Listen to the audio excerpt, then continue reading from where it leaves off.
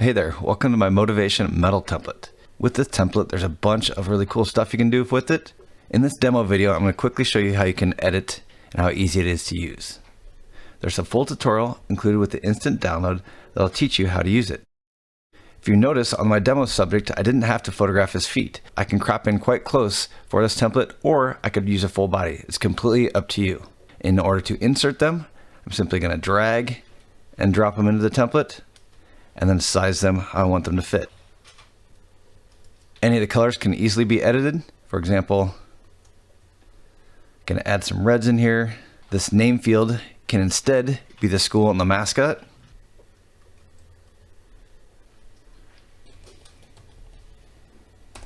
Let's switch these around quick. Of course, I can add the jersey number to whatever I need. And you can enter whatever text you want at the top. I'm going to enter his high school name.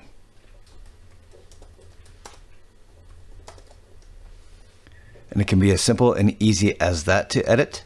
I could also, if I wanted to, I could completely shut off a couple of these layers and have it something more like this. And that looks pretty awesome too. As you can see, this template is completely flexible. You can use it for just about any sport, and there's tons of versatility. Hope you love it.